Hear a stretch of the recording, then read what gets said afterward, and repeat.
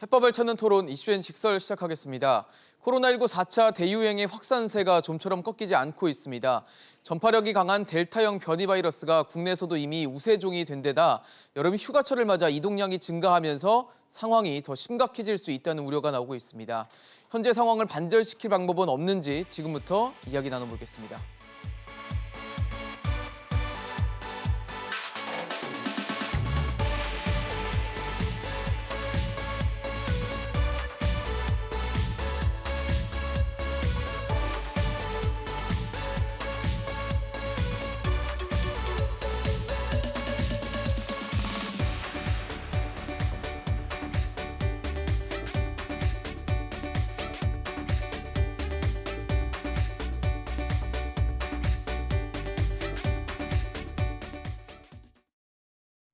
네, 오늘 함께해 주실 전문가 소개하겠습니다. 중앙대학교 약학대학 서울대우 교수 나오셨습니다. 어서 오십시오. 예, 안녕하세요. 교수님, 지금 이제 사회적 거리두기 수도권에서 4단계라는 최고 단계로 격상한 지도 한 3주가 지난 상황인데 여전히 일일 신규 확진자는 1000명대를 이어가고 있고 이런 상황이다 보니까 추가적으로 뭔가를 더 해야 되는 상황인 건지라는 좀 의문이 들거든요. 이게 이제 상당히 고민이 있는 거죠. 예. 아까 이제 앵커께서 말씀하신 대로 지금 수도권은 4단계, 이것도 벌써 3주나 거의 됐습니다. 그러니까요. 거기에다가 다른 지방은 지금 비수도권도. 3단계잖아요. 비수도권은 3단계지 않습니까? 그리고 또 일부 지역은 또 4단계로 격상한 그렇습니다. 곳도 있을 정도입니다. 그렇거든요. 그러는데 이제 본격적으로 사실 휴가라고 하는 게 거의 이번 주부터 시작됐다고 해도 그렇죠. 과언이 아니거든요. 그러면은 과연 수도권에서도 계속 방어가 잘 안 됐는데 거기에다가 최고 단계를 발령했음에도 예. 그런데 지금 다른 지역은 수도권과 달리 3단계고 이동도 이제 휴가철을 맞아서 자유롭는데 전국적으로 이게 확산 방지가 가능하겠느냐라고 그러니까요. 하는 질문이시잖아요. 예, 그렇기 맞습니다. 때문에 지금 이 상황에서 확산세를 잡는 것은 쉽지는 않을 것이다. 그런 생각을 갖고 있어요. 그럼에도 불구하고 저는 다른 나라와 달리 우리나라는 비교적 그래도 상당히 선방할 것이다. 이런 생각을 갖고 있습니다. 선방할 것이다라고요. 예를 들면은 3,000명이 나오기는 어려울 것이다. 방역 당국이 전망한 대로 거의 나빠지더라도 2,000명 수준을 찍고 하향 완화가 되지 않겠나 이런 생각을 가지고 있습니다. 예. 그렇기 때문에 다른 나라와는 달리 그래도 비교적 우리나라는 선방할 것이다라고 하는 생각을 가지고 있고요. 두 번째는 그러면 왜 선방할 것이냐라고 네. 저한테 물어보실 수가 그렇죠. 있잖아요. 그것은 여쭤보려고 했습니다. 전적으로 마스크 때문이다. 그런 얘기입니다. 자, 왜 그러느냐? 아까 앵커께서 지적하신 대로 델타 변이가 지금 우리나라의 주류종이다. 맞습니다. 전체 확진자의 주류종이 그러니까 50% 이상이 이미 델타 변이가 된 것은 맞습니다. 그럼에도 불구하고 예. 제가 저번에도 한번 말씀드렸다시피 마스크를 온전히 착용하면 네. 델타 변이든 슈퍼 변이든 상관없이 다 막을 수가 있는 것이거든요. 그런데 외국의 상황이 어려워진 것은 예. 백신만 믿고 먼저 마스크를 벗었다는 거죠. 그러니까 확진 상황이 굉장히 나빠졌다는 거죠. 그런데 우리는 예. 백신 접종을 하신 분들도 마스크를 잘 착용하시고 백신 접종을 잘 안 하신 분도 마스크를 잘 착용하시고 어쨌거나 우리는 마스크를 잘 착용하신다는 거예요. 그렇기 때문에 우리나라는 사정이 좋을 거고 다른 네. 나라와는 달리 굉장히 악화가 되어서 뭐 예를 들면 뭐 10,000명을 찍는다든지 네네. 이런 일은 벌어지지 않을 것이다. 이렇게 전망하는 이유가 거기에 있습니다. 그렇다면은 일각에서는 지금 비수도권도 최고 단계로 좀 전체적으로 다 올려야 된다. 그다음에 수도권도 지금 뭐 최고 단계 4단계에 있지만 여기다 추가적인 뭐 플러스 알파의 어떤 방역 조치나 거리두기가 필요하다라는 일각의 의견도 있는데 교수님 보시기에는 어떻게 판단하세요? 저는 전혀 동의하지 않습니다. 안 왜 하세요? 동의하지 않느냐면 예. 이것 때문에 동의하지 않아요. 자, 강화된 사회적 거리두기를 하면 예. 확진자가 줄어들 거예요. 네네. 그것이 속도가 빠르느냐 느리느냐의 차이지만 줄어들 거예요. 분명히 줄어들겠죠. 그러니까 그걸 하겠죠. 줄어들면 강화된 거리두기를 어떻게 할까요? 좀 풀게 돼 완화하겠죠. 있어요. 완화하게 돼 네. 있다고요. 완화하게 되면 그때는 델타 변이가 없나요? 있다니까요. 그러면 또 어떻게 될까요? 다시 늘어나는. 늘어난다니까요. 그러면 또 그렇기 때문에 그것은 대책이 안 된다는 거죠. 예. 그리고 국가가 4단계를 계속 쪼아붙이기에는 어려움이 있다는 거죠. 또 그렇죠. 4단계로 계속 가게 되면 어떻게 되냐면 소위 말해서 insensitized, 그러니까 그 상황에 적응하게 되는 거예요. 예컨대 지금부터 1년 전에만 하더라도 하루에 1,500명 나온다. 그러면 엄청난 일이잖아요. 대단했. 지금은 어때요? 생각했겠죠. 1,000명에서 1,500명? 아무렇지도 않잖아요. 그러니까 이렇게 우리가 둔감해진다. 즉 인센시타이즈 되는 것이거든요. 그렇기 때문에 계속 강화된 거리두기를 예. 계속 오랫동안 지속하는 것은 방역의 효과 면에서도 그렇게 적절한 게 아니다 이렇게 볼 수 있어요. 그러면은 남아 있는 거는 뭐냐라는 거죠. 그렇죠. 이제 휴가 기간이니까 쓰기는 어려워요. 네. 그러는데 굳이 쓸 수 있는 극약 처방이 하나 있다 그러면 제가 저번에도 한번 말씀드렸는데 카페와 식당을 무조건 테이크아웃만 한다는 거예요. 그게 왜 그러느냐? 아까 말씀드렸잖아요. 마스크를 벗으면 감염이 된다는 거예요. 그렇죠. 백신 접종을 온전히 한 사람에게서 생기는 돌파 감염이든 아니면 백신 접종을 안 한 사람에게서 생기는 신규 감염이든 상관없이 마스크를 벗으면은 감염이 생긴다는 거죠. 그렇기 때문에 만들지 말아야 된다는 말씀이시죠. 그렇죠. 그렇기 때문에 지금의 상황에서는 마스크가 굉장히 중요하다는 거죠. 왜냐하면 백신 접종은 일정에 따라서 하는 거지 그렇죠. 상황이 나빠졌다 그래서 야 10일 이내에 우리가 다 접종을 할까? 이게 안 되잖아요. 안 되죠. 그렇기 때문에 지금 우리가 할 수 있는 것은 마스크이기 때문에 네. 마스크라고 하는 관점에서 초점을 맞춘다고 하면 예. 마스크를 벗을 수 있는 상황을 완전히 차단한다고 하는 점에서 카페와 식당을 무조건 테이크아웃만 하면 되는데 휴가 기간을 맞았어. 네. 오랫동안 소상공인과 자영업자가 어려운 상황에서 그렇죠. 과연 이 카드를 쓸 수 있는가? 어렵기는 하지만 네. 방역만 생각한다면 쓸 수는 있는데 방역 당국이 쓰기는 좀 어렵지 않겠나 이런 생각이 그렇죠. 듭니다. 방역만 생각할 수는 없는 게 또 그렇습니다. 사정이기 때문에 그럴 것 같다는 생각이 드는데 최근에 뭐 코로나19 검사 여러분들이 뭐 사전 검사도 받으시고 또 알림이 오면 받기도 하고 여러 가지 하는데 검사를 받고 이제 검사 결과를 기다리다가 의식을 잃은 40대 남성이 의료기관에 이제 보내지다가 숨지는 일이 발생을 했는데 그러다 보니까 환자 대응이 제대로 되고 있나? 아니면 병상이 혹시 부족한 현실이 지금 이렇게 나타나는 것인가? 여러 가지 걱정이 좀 되거든요. 전혀 그렇지는 않습니다. 이제 아닌가요? 이 케이스를 좀 볼 필요가 있는데요. 예. 하나는 최근에 확진 상황이 나빠지면서 최근에 확진 상황에 이제 많이 확진되는 분이 누구냐 하면은 비율적으로 3, 40대 그러니까 20대, 30대, 40대가 많이 확진이 되고 네. 있거든요. 그리고 잘 아시다시피 지금 확산에 있어서 20, 30대가 이제 기여하는 측면이 굉장히 많다는 거죠. 그래서 최근에 예전과는 달리 20대, 30대, 40대의 사망자들이 계속 나오고 있습니다. 그러니까 지금 앵커께서 말씀하시는 예. 이 40대의 사망자도 그래서 굉장히 이제 주의 깊게 보는 거죠. 특히 감염이 되고 나서 거의 급사를 하신 분이거든요, 이게. 그런데 우리가 아는 것처럼 40대는 비교적 건장하신 분이잖아요. 그렇죠. 그런데 급사를 하셨거든요. 그런데 이제 내용을 짚어보면 이런 네. 겁니다. 일단 본인에게서 감염 증상이 생기는데 본인은 감기 정도로 생각하셨던 것 같아요. 젊으시니까 경증이나 무증상이니까 주로. 그래서 진단 검사를 좀 늦게 받으세요. 그런데 진단 검사를 받고 나서 병증이 드러나기 시작합니다. 이제 호흡 곤란이 생긴 거죠. 급작스럽게. 예. 그러는데 급작스럽게 호흡 곤란이 생기면서 코로나 증상을 보이는데 네. 검사 결과가 나오지가 않았습니다. 아직. 네네. 그러니까 이런 경우에는 일반 병원에 응급실을 가지를 못해요. 그 병원에 감염 사태를 촉발할 수가 있기 때문에. 그렇죠. 그렇죠. 그래서 이제 진단 검사 결과가 안 나왔기 때문에 일반 응급실은 갈 수가 없는 거죠. 그렇네요. 그러는데 다른 데도 가려고 하면은 일단 뭐가 나와야 되냐 하면은 예. 진단 결과가 나와야 되는 거예요. 코로나인지 아닌지가. 그렇죠. 근데 이제 그게 안 된 상황에서 이제 앰뷸런스로 네. 이제 병원을 이송을 찾다가 계속, 네.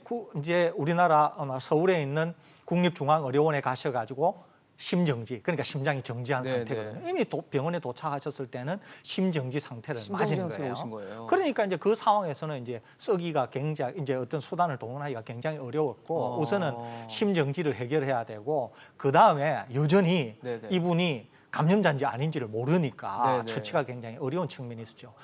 우리나라에 지금 음압 병상은 960여 개 정도 있고 예. 중환자 병실은 850개를 약간 상회합니다. 예. 그러는데 위중증 환자가 어제까지 몇 명이냐 하면은 324명이니까 네네. 여전히 병실은 많이 있는 그렇네요. 거죠, 이게. 거기다가 지금 많이 나오는 확진자는 주로 생활치료센터에 입소하는 분들이 많이 나오는 것이거든요. 생활치료센터는 늘리고 줄이는 게 비교적 용이합니다. 네네. 그리고 생활치료센터가 아직 다 차지도 않았고 그렇기 때문에 이분의 사망이 단지 병실의 문제는 아니다. 이렇게는 볼 수 있을 것 같습니다.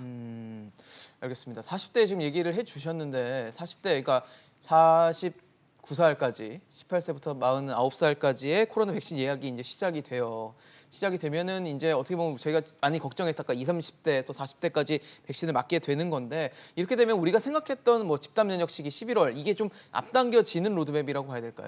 저는 좀 앞당겨질 거라고 봅니다. 그러세요? 그런데 그 질문에 답하기 전에 예. 제가 한 3가지 정도 말씀드리려고 하는데 예. 하나는 정부 당국에서 이번에 옛날 마스크처럼 10부제를 했잖아요. 네네. 굉장히 저는 잘했다고 생각해요. 10부제를 저번에 한 이제 게. 제가 말씀드렸잖아요. 네네. 경쟁을 시켜야 된다고. 네. 그래서 저번에 서버 다운되고 할 때 제가 심지어는 저는 오히려 죄송하긴 한데만 잘 된 것 같습니다. 이런 말씀도 드렸잖아요. 맞습니다. 왜 그러냐면은 10부제라고 하는 게 또 그런 얘기거든요. 그러니까 자기 주민등록 뒷자리에 해당될 때 그날에 예약을 해야 되는데 예약을 해야 되는 예약을 거죠. 안 하면은 이제 예약이 어려워지는 거죠. 그렇죠. 물론 예약을 못 하신 분들을 위한 하루 예약은 또 있기는 그렇죠. 할 거예요. 그 뒤에 또 있죠. 그렇습니다. 예. 그럼에도 불구하고 경쟁 체제로 간다는 거죠. 제가 말씀드렸던 그 방식을 그대로 적용한다고 하는 거죠. 두 번째는 자 그러면은 이렇게 10부제를 해서 20, 30대, 40대까지 백신 접종이 되면은 집단 면역에 일찍 도달하겠느냐 그 질문이시잖아요. 그렇죠. 이것은 저는 2가지로 판단하고 있는데요. 네. 말 그대로 literally 액면 그대로 집단 면역에도 빨리 도달하게 되지만 네. 두 번째는 실제로 우리나라는 지금도 집단 면역 수준의 상황을 보이고 있어요. 지금도요? 지금도. 예, 왜 그러느냐 하면 제가 한 20일 전에 예. 20일 전 현재 시점에서 지난 60일 동안에 우리나라 치명률을 조사한 적이 있거든요. 네네. 그러면 우리나라 치명률이 얼마 정도 되느냐 하면 0.3795 정도 나왔어요. 네. 그런데 겨울에 독감이 0.1 수준이거든요. 예. 그런데 제가 지난 금요일, 네. 3일 전이죠. 지난 금요일 날에 지난 50일에 대해서 치명률을 조사를 해봤어요. 네. 델타 변이가 유행한다, 뭐 어쩐다 정도 하지만은 지난 금요일에서 지난 50일 동안 해보면은 0.217입니다. 많이 줄었죠? 그러면 낮아졌네요. 그래도 그렇죠. 치명률이. 그러면 예. 백신 접종이 더 되면 어떻게 될까요? 더 낮아질 수도 낮아지겠죠. 있겠다는 근데 제가 아까 얘기군요. 겨울 독감의 치명률이 얼마라고요? 0.1 0.1이라고 그랬잖아요. 그러니까 지금도 거의 독감의 2배 정도밖에 안 되잖아요. 점점 가까워지고 있네요. 그렇죠. 영국이 지금 0.15에서 0.2 사이 정도 되거든요. 예. 그런데 영국이 어떻게 하고 있습니까? 지금 봉쇄 다 해제하고 그렇죠. 마스크 다 마스크 벗고 벗고 다니고 있죠. 심지어는 5만 명을 찍고 계속 하향하고 있잖아요. 네. 그런데 우리나라는 지금 백신 접종이 영국만큼 안 일어났잖아요. 네. 그래도 어떻다고요? 영국보다 치명률이 단지 조금 정도 높잖아요. 그다음에 겨울 독감에 비해서도 2배 정도밖에 안 높잖아요. 네. 백신 접종이 지금 우리나라에 1차 백신 접종이 38% 수준이거든요. 네. 그런데 이게 지금 앵커께서 말씀하신 것처럼 20대, 30대, 40대가 백신 접종을 이렇게 하면 예. 우리나라의 백신 접종률이 얼마 정도 나오느냐 하면은 네. 한 50% 정도 나올 거예요. 음. 그러는데도 지금보다 더 좋아지겠죠. 네네. 그러니까 제가 말씀드렸잖아요.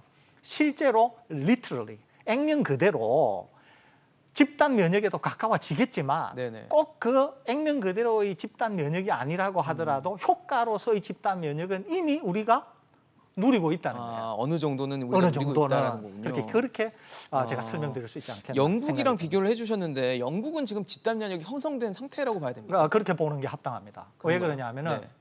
거기에는 접종을 해야 되는 어른을 기준으로 네. 할 때 지금 거의 90% 정도 접종이 됐거든요. 상당히 많이 예, 진정이 그런데 이제 됐군요. 어린 아이들까지 접종 대상이 아닌 어린 아이들까지 정도 하게 되면은 한 70% 정도 접종이 됐습니다. 그러는데 영국은 이미 백신 접종 전이라도 자연 감염 상태, 네네. 감염되고 치료되고 네. 감염되고 치료되고 한 분들이 자연스럽게. 많잖아요. 예. 이런 분들도 자연계상에서 일부 면역을 획득하거든요. 그러니까 영국 정부가 조사를 해보니까 전 국민 대비 92%가 항체를 가지고 있는 거예요.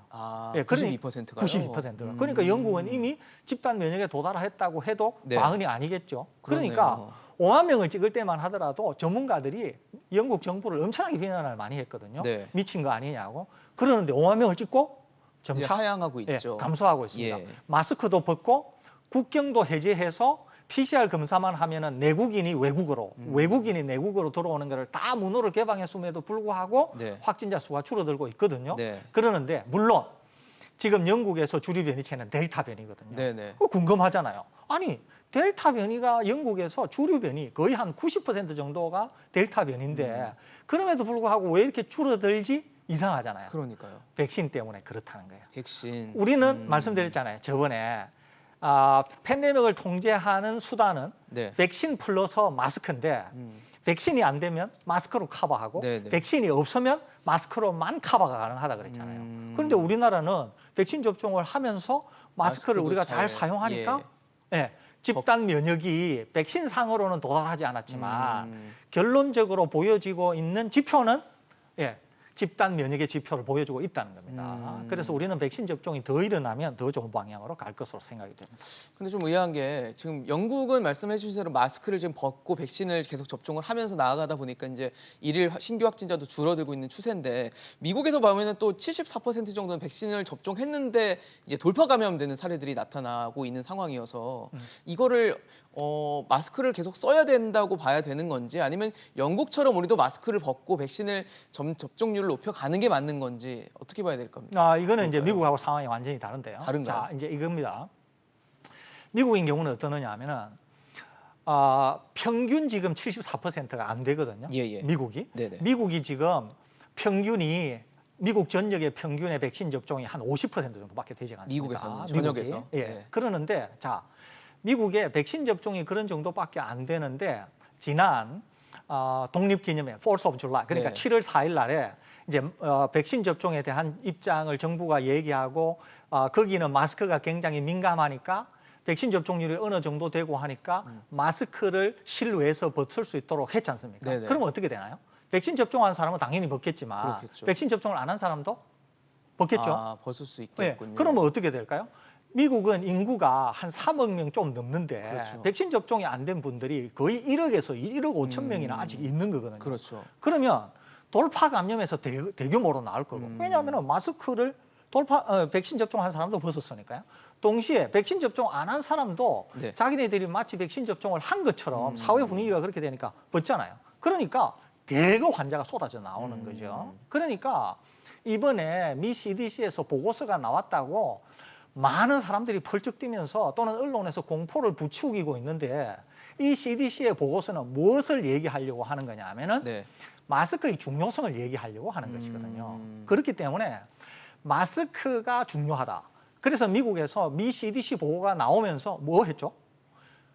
연방 공무원, 네. 군인들에게 백신 접종을 의무화하고 의무적으로. 일부 주들은 실내에서의 마스크 접종에 대해 마스크 착용에 걸, 대한 예. 의무화를 다시 시행하고 있습니다. 그것은 미 CDC에서 낸 보고서가 백신 접종, 왜냐하면 미국에는 여전히 백신 접종을 안 한 사람들이 많기 때문에 네네. 그 갭을 메울 수 있는 것은 마스크밖에 없다 그랬잖아요. 그래서 미국이 이런 CDC 보고서를 내면서 지금의 상황을 통제할 수 있는 수단이 뭔가 그것 때문에 CDC 보고서가 나온 거지 그 이상 그 이하의 의미도 아니라는 점 제가 말씀드립니다. 알겠습니다. 오늘 설대우 교수와 함께했습니다.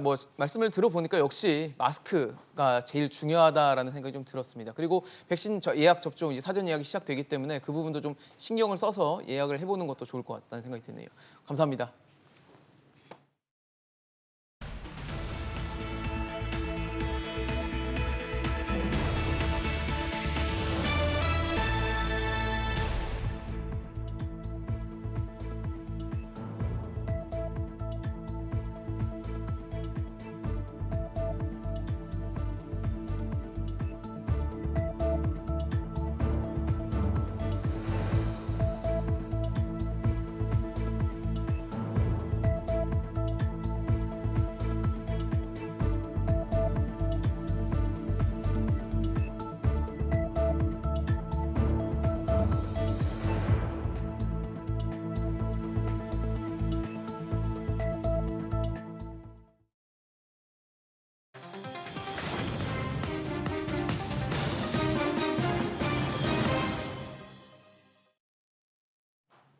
대선 전국이 본격화되면서 각 후보 간의 신경전도 치열해지고 있습니다. 이 과정에서 정책과 비전 대결보다는 네거티브전이 난무하고 있는데요. 아무리 네거티브가 선거의 필요악이라고는 해도 지켜야 할 선이라는 게 있겠죠. 진흙탕 싸움이 난무하고 있는 정치권 상황 오늘 두 분의 전문가와 함께 짚어보도록 하겠습니다. 부산가톨릭대학교 차재원 특임교수, 소종섭 전 시사저널 편집국장 모셨습니다. 어서 오십시오. 안녕하세요. 윤석열 전 검찰총장의 행보부터 좀 짚어보겠습니다. 정치 참여를 선언한 지 한 달여 만에 국민의힘 입당을 선택했습니다.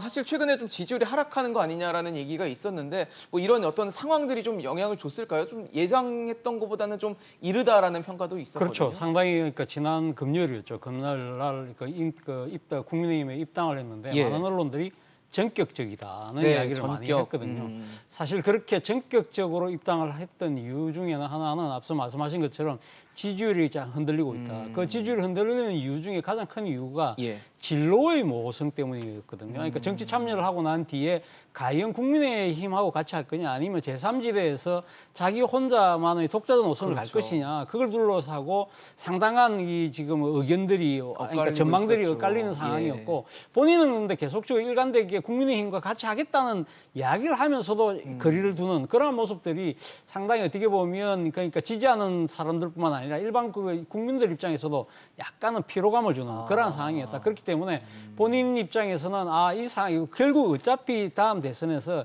만약에 그러니까 자기가 대선 출마할 경우에는 예. 후보 그러니까 그 번호를 2번을 달고 나갈 것 같으면 그냥 바로 들어가는 게 낫겠다고 생각을 한 것 같아요. 그런데 그 입당의 효과를 좀 더 극대화하기 위해서 네. 전격적으로 입당을 한 것이 아닐까 생각이 들고 두 번째는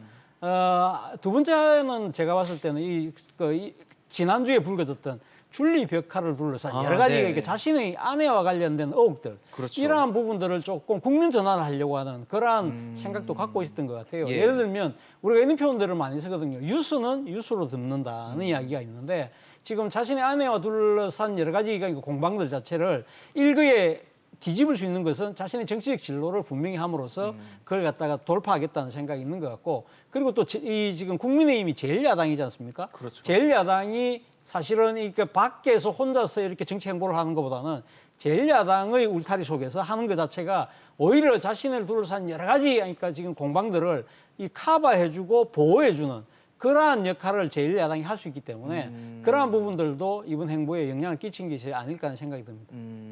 국장님께도 좀 여쭤볼게요. 사실 뭐 이렇게 국민의힘에 입당한다는 거, 제1야당에 들어간다는 게 뭐 득실을 따질 수 있는 부분인지도 좀 궁금한데 어떻게 보십니까? 일단 그 윤 전 총장이 정치 활동을 선언한 게 6월 29일이지 않습니까? 그렇죠. 그 이후에 윤 전 총장이 쭉 걸어온 길을 보면은 예. 윤 전 총장으로서는 이제 보수를 바탕으로 해서 중도, 나아가 일부 진보까지 포괄하는 이러한 흐름들을 통해서 압도적인 세를 형성하고 네. 그것을 바탕으로 대선에서 승리해서 그 힘으로 이제 향후에 국정 운영을 하는 이런 그림이 최선이겠죠. 그렇겠죠. 그러니까 네. 이제 본인이 중심이 돼서 나머지 세력들을 다 끌어안는 자기 중심의 세력을 구축하는 게 최선이었을 텐데 6월 29일 이후에 걸어온 행보를 보면 오히려 중도 진보로의 확장보다는 네네. 어떤 보수의 틀 자체에 갇힌 그런 모습들을 보여줬고 약간의 오락가락한 행보 이런 것들 속에서 본인이 천명했던 그런 확장성 부분에 대한 어떤 의미 있는 데이터가 나오지 못한 거죠. 그러면서 이제 장모 법정 구속이라든지 그렇죠. 부인과 관련된 여러 의혹들 나아가서 윤 전 총장 스스로의 그 120시간 노동 문제라든지 뭐 대구에서의 그 밀란 발언이라든지 그렇죠. 이제 본인 스스로가 리스크가 될 수 있는 상황까지 왔습니다. 그러면서 지지율이 계속해서 이제 하락하는 흐름들을 이어왔단 말이에요. 이 상황에서 윤 전 총장으로서는 뭔가 새로운 변화의 계기를 찾아야 했고 그것은 가장 유력한 것은 역시 국민의힘과의 관계 설정에서 입당이라는 선택지였는데 그것이 지난번에 이준석 대표와의 치맥회동에서 뭐 늦지 않은 시기에 결정하겠다 예, 그렇죠. 이렇게 얘기를 했고 이준석 대표도 대동소이하다 이렇게 하면서 대략 뭐 한 8월 중순 정도 입당하지 않겠느냐 그러니까요. 이렇게 전망이 왔는데 7월 마지막 날에 주에, 아주 네. 입당을 했단 말입니다. 그러니까요. 여기에는 그 당시에 상황적인 요소도 좀 작용한 것으로 보입니다. 그 당시에 그 8월 2일 날 입당설 이런 게 일부 언론에 보도가 됐고 네네. 그 과정에서 이제 캠프와 국민의힘 지도부 사이에서 뭐 누가 정보를 흘렸느냐, 누가 언론 플레이를 했느냐 이런 이제 약간의 공방이 있었고 그런 속에서 윤 전 총장이 회의를 하다가 이렇게 이제 입당에 대해서 여러 가지 갑론을박이 있고 국민들도 피로감이 있는 이 상황이면 입당하자. 바로 그냥 입당하자. 이렇게 결정을 한 거죠. 이것이 이제 윤 전 총장의 하나의 이제 스타일을 보여주는 겁니다. 의사결정의 스타일이 어떤가. 그러니까 내가 주도해서 결정한다라는 거죠. 그 당일은 사실은 이준석 대표도 지방 일정으로 지방에 네. 내려가 있었고 그렇죠. 김기현 원내대표도 휴가로 없었습니다. 휴가를 그럼 일반적으로 우리가 생각하면은 오늘 월요일이나 그렇죠. 뭐 별로 해도 되잖아요. 할 모양새는 아니었다고 판단할 수도 있었을 그렇습니다. 텐데. 그럼에도 굳이 윤 전 총장이 그날 입당을 당사로 찾아가서 한 것은 내가 주도하겠다 주도하는 것이다. 하는 이제 그런 모습을 그날 보인 것이 아닌가 판단이 되기 때문에 이 문제가 향후에 국민의힘에 입당한 이후에도 이제 이준석 대표와의 관계 설정이라든지 다른 주자들과의 여러 가지 관계 이런 거 속에서 약간의 좀 갈등 요인이 될 소지가 좀 있지 않나 하는 생각도 갖기 때문에 이준석 대표가 그런 전체를 어떻게 하면은 잘 아우를 수 네. 있을까 하는 또 그런 과제를 하나 안게 된 것 아닌가 하는 생각도 듭니다.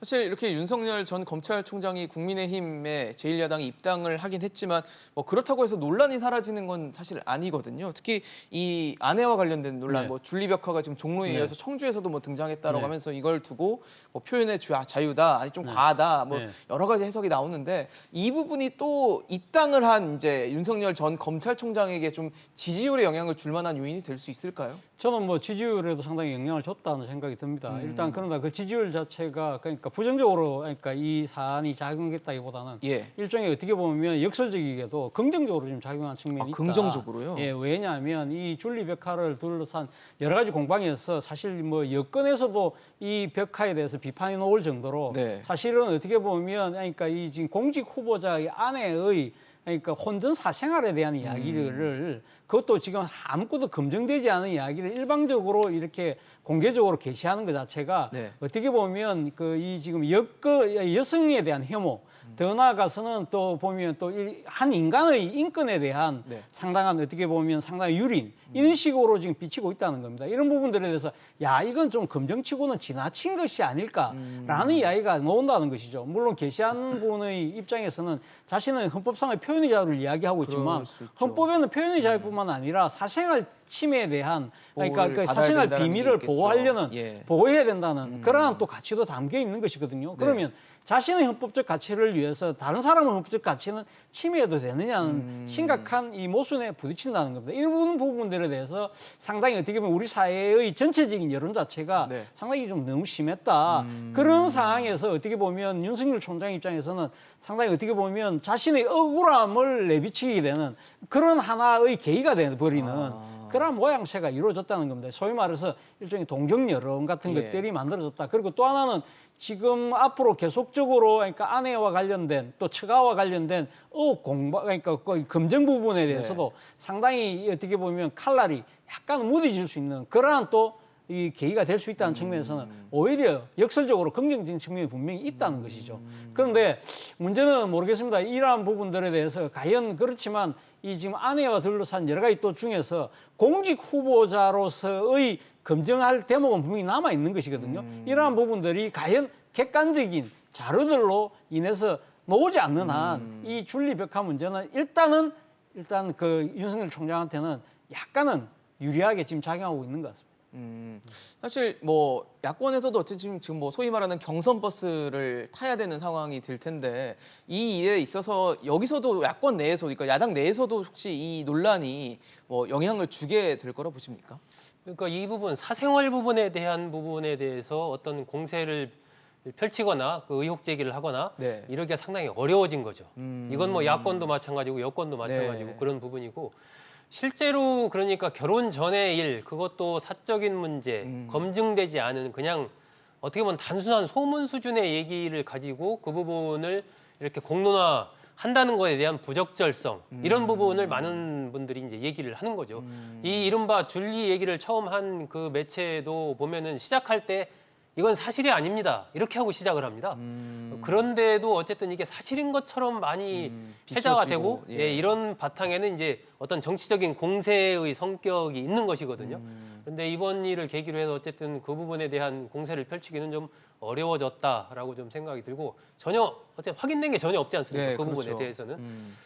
하지만은 이제 이 윤 전 총장의 부인 김건희 씨와 관련해서는 지금 뭐 주가 조작 의혹도 제기된 부분이 있고 또 전시하는 과정에서 네. 여러 가지 기업들의 협찬 관련된 부분들 등등이 있기 때문에 그런 부분들은 검증이 필요한 그렇죠. 부분이죠. 네, 네. 그런 부분들에 대한 검증을 하는 부분은 아마 뭐 야권 포함 여권 내에서도 있을 것으로 보이는데 윤 전 총장이 국민의힘에 입당함으로써 국민의힘 내에서도 이제 홍준표 의원이라든지 뭐 유승민 의원 또 최재형 전 감사원장 등의 윤 전 총장에 대한 공세가 상당히 치열하게 펼쳐질 겁니다. 그것은 윤 전 총장이 국민의힘 야권주자 사이의 일강이 아니라 양강 체제를 구축하려는 시도들이 계속 있을 것이거든요. 그러니까 윤 전 총장과 나머지 한 자리를 그렇습니다. 네. 나머지 한 자리를 내가 차지하기 위해서 그것은 마치 지금 이제 민주당 여권 내에서 벌어지고 있는 네. 이재명 지사와 이낙연 전 대표의 대표의, 공방 비슷하게 네. 국민의힘 내에서도 그런 양상이 펼쳐질 가능성이 있고 그 과정에서 여러 가지 윤 전 총장과 또 가족들과 관련된 이런 검증이 필요한 부분에 대한 의혹 제기 이런 것들이 또 나올 가능성이 있습니다.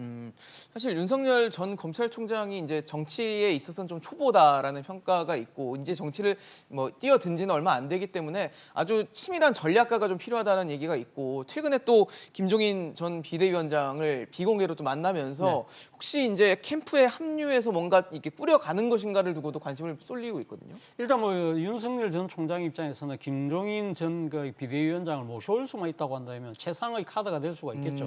바로 그 때문에 입당한 다음 날, 예. 그러니까 이제 지난 토요일이었죠. 네. 토요일 날 전격적으로 김종인 위원장의 사무실을 방문을 해서 한 50분간 지금 대화를 했다고 그래요. 네. 그러니까 그 대화 내용은 구체적으로 알려진 건 없지만 제가 생각했을 때는 일단 김종인 위원장 좀 달래기에 나선 것이 아닐까라는 생각이 들어요. 달래기요? 왜 달래기를 나섰냐면 사실 김종인 위원장은 윤석열 전 총장이 바로 국민의힘 입당하기보다는 좀 더 제3지대에 머물면서 막판에 후보단이라 하는 방안을 강력하게 이야기해왔던 그렇죠. 거거든요. 근데 그 김종인 위원장의 기대와는 달리 전격적으로 입당함으로써 네. 약간 김종인 위원장이 약간 토라질 수도 있는 대목이 있다는 것이 이 일각의 그러니까 시각이었거든요. 그리고 바로 그런 우려들을 불식하기 위해서 아닙니다. 제가 이렇게 간 이유는 여차여차해서 갔습니다. 설명을 하는 거고 또 하나는 결국 또 이 김종인 위원장에게 기대려는 측면도 분명히 있죠. 김종인 비대위원장은 2012년도 경제민주화 카드를 내세워서 박근혜 그렇죠. 대통령 당선에 상당히 기여를 일조를 한, 한 그것이 네. 있고요. 2016년도에는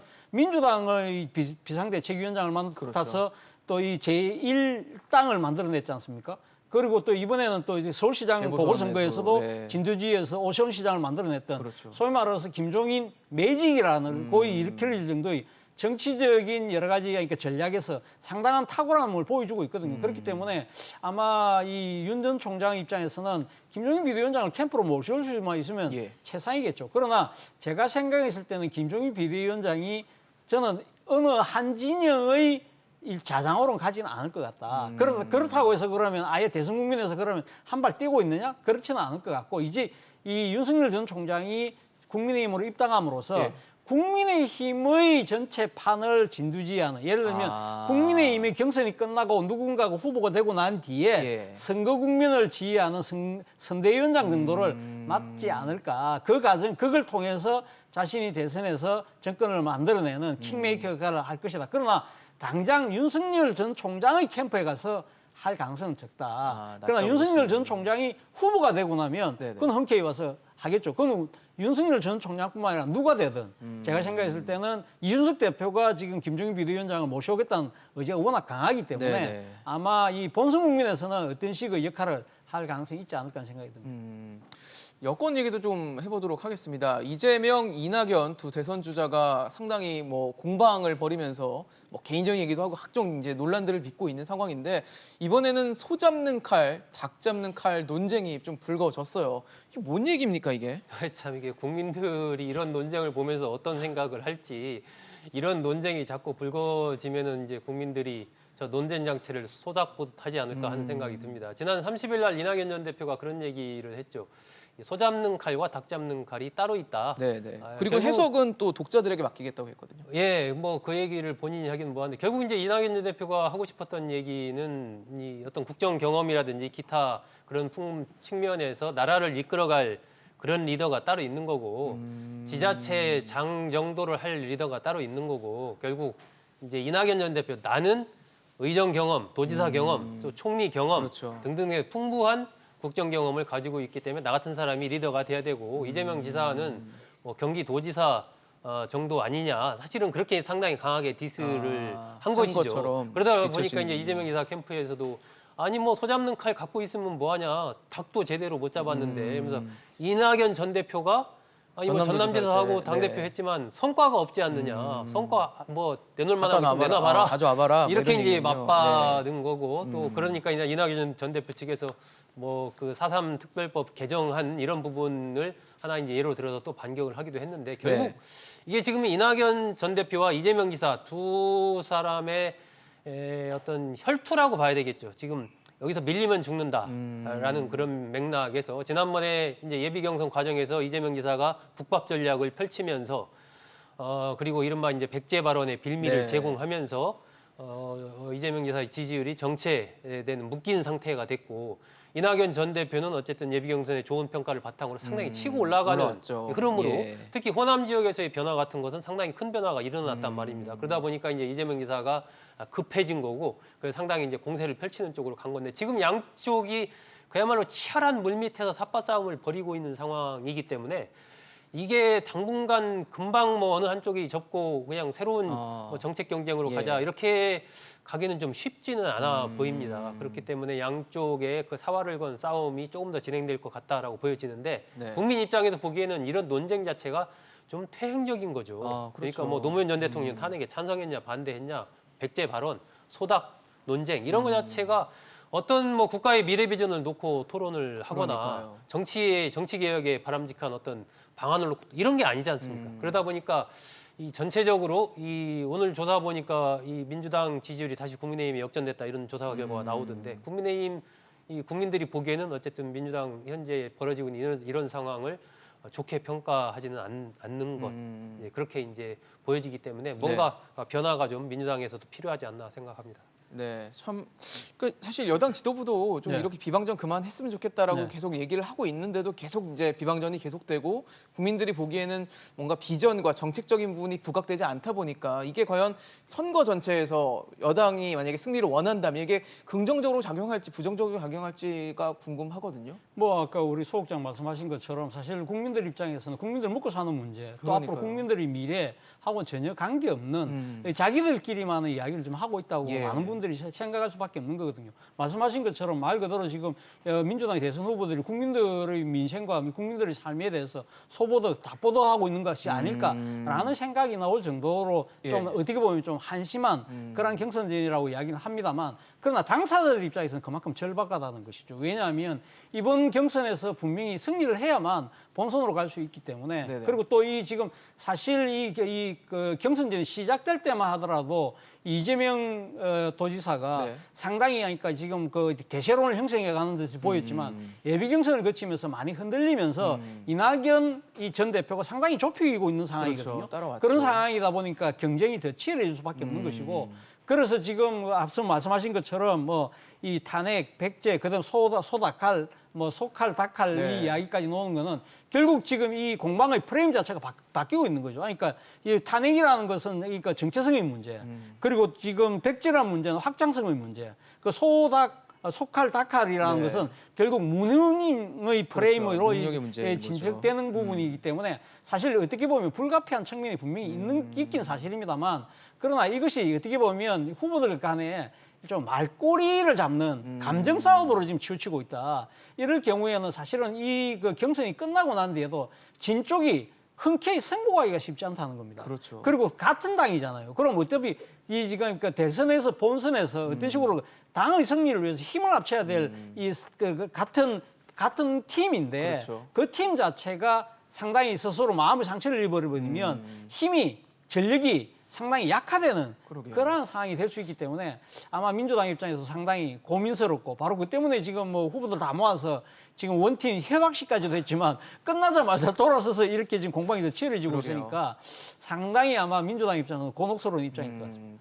원팀이 돼가고 있는 건지 좀 의문이 들 정도로 그렇죠. 지금 상황이 막 이어지고 있는 상황인데 이재명 경기도지사가 이제 지역 감정을 조장했다고 보도했던 한 언론사를 검찰에 고발한 상황입니다. 이를 두고 경쟁 후보 중 두 분이 이제 이낙연 또 정세균 후보는 언론 탄압이다라고 비난을 했는데 상당히 좀 강력하게 조치를 대응에 나선 것 같다는 생각이 들었거든요. 이재명 지사로서는 이 문제로 타격을 많이 받았거든요. 실제로 이제 그 부분에 특히 이제 호남 민심에 미친 영향 예. 이런 것들이 호남 지역을 대상으로 한 여론조사 이런 데에서 나오고 있고 이 부분은 계속해서 앞으로까지 문제가 될 수 있는 굉장히 민감한 문제지 않습니까? 지역의 예. 문제를 얘기한다라는 것은. 그렇죠. 그런데 이재명 지사로서는 이것이 오해가 있었다라고 어쨌든 얘기를 하지만 그 당시 인터뷰 나온 그 맥락들을 보면은 네. 기자의 질문 자체가 약점이 많다는 건가?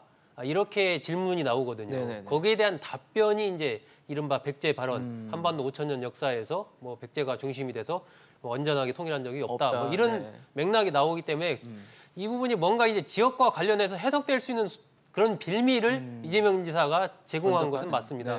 네. 그러다 보니까 그것을 고리로 이제 이낙연 전 대표와 정세균 전 총리 측에서 특히 굉장히 강하게 그 부분을 비판을 했고 그렇죠. 이런 부분들이 호남을 중심으로 한 여론에 영향을 미치고 있다 보니까 이재명 지사로서는 이 부분에 대해서 어쨌든 확실한 강력하게 그게 내 원뜻이 아니다 잘못됐다라고 이야기를 하는 것이고 그 하나의 이제 뭐랄까요 타겟팅이 된 네. 것이 그 언론사가 그런 해석을 한 그 부분이 거기서부터 시작됐다. 빌미가 됐다라는. 예, 빌미가 됐다라고 해서 거기를 상대로 이제 소를 내고 이런 건데 저는 네. 뭐 하나의 정치적인 행위이고요. 결국은 기본적인 빌미 자체를 이재명 지사가 실책을 한 것이다라고 이제 보는 관점이기 때문에 최근 네. 들어서는 뭐 탄핵 문제라든지 그런 백제 발언 등등 여러 가지로 이재명 지사 측의 좀 전략이 좀 실책을 좀 한 부분이 있다라고 저는 그렇게 평가를 합니다.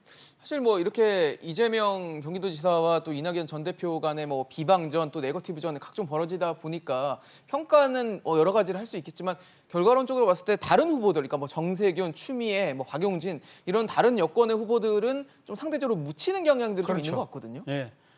바로 그 때문에 지금 이 후발주자들 입장에서 상당히 불만이 더 커지고 있는 셈이죠. 그러니까 앞서 말씀드린 대로 지금 이게 양강 후보가 지금 서로 이렇게 상당히 인신공격성 이런 그러니까 이 진흙탕 싸움을 벌리면서 예. 전체 판을 흐리는 부분도 있지만 그런 공방송에서 뉴스가 거기 집중되다 보니까 그러니까요. 자신들의 존재감이 잊혀지는 그러한 상황이기 때문에 지금 이번 수요일 날 지금 예정돼 있는 아마 2차 이 본선 토론회에서 네, 네. 이 부분과 관련해서 지금 지금 약간 뒤쳐져 있는 후발주자들 입장에서는 강력하게 문제 제기를 할 가능성이 높다. 그런데 문제는 그분들의 문제 제기보다는 제가 생각했을 때는 민주당에서 지금 선거 관리를 하고 있는 이 지금 당의 경선관리위원회가 좀 더 적극적으로 나설 필요가 있지 않나 하는 생각이 듭니다. 좀 너무 소극적이다라는 그렇죠. 말씀이군요. 알겠습니다. 또 하나 좀 체크를 해볼게요. 언론의 허위 조작 보도에 대해서 최대 5배까지 징벌적 손해배상을 규정한 언론중재법 개정안을 두고 좀 시끄러운 상황들이 연출되고 있습니다.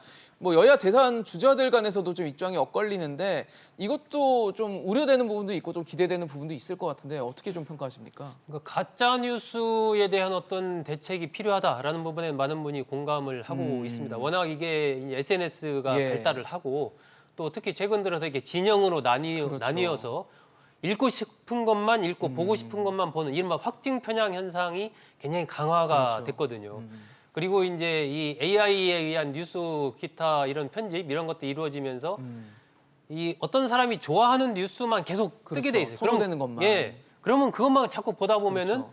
자기가 생각하는 다른 의견들을 볼 게가 상대적으로 귀답게 되고. 예, 적어들게 되고 이런 등등 속에서 이제 이 가짜 뉴스가 기승을 부리는 그런 상황이 됐고 특히나 지금은 이제 선거 국면에서 이런 그렇죠. 부분들이 여러 가지 영향을 미칠 가능성이 있습니다. 그러니까 가짜 뉴스 부분에 대해서 대책이 필요하다. 그리고 언론사 스스로도 그러한 부분에 대한 자정 기능이나 그런 기구들이 필요하다. 이런 부분에 대해서는 절대적으로 공감을 하는데 네. 이번에 통과된 법에 보면은 어쨌든 5배까지 네, 징벌적 최대. 손해배상을 네. 물리게 돼 있고 이게 또 손해배상의 하한선이 뭐 매출액의 매출을 기반하고 1만 있죠. 분의 1, 네. 상한선은 1000분의 1 뭐 이렇게 돼 있어요. 이런 부분은 글쎄요. 이게 기본적으로 어쨌든 이 언론에 대한 그런 부분은 언론사 자율 그리고 언론 기구들에 의해서 자체적으로 이루어지는 것이 가장 바람직하다 하는 생각이 들고요. 이 기준 자체가 좀 모호하지 않나 저는 그런 생각이 좀 들어요. 이 네네. 매출액 부분 같은 경우도 사실은 그러면 매출액이 많은 언론사는 비슷한 사안에 대해서도 손해배상을 더 매출액이 많이, 적은 언론보다 네. 더 많이 그렇죠. 이게 맞나? 이런 생각도 좀 들고 지금 보면은 똑같은 분량과 크기, 시간에 대해서 정정 보도를 하게 돼 있거든요.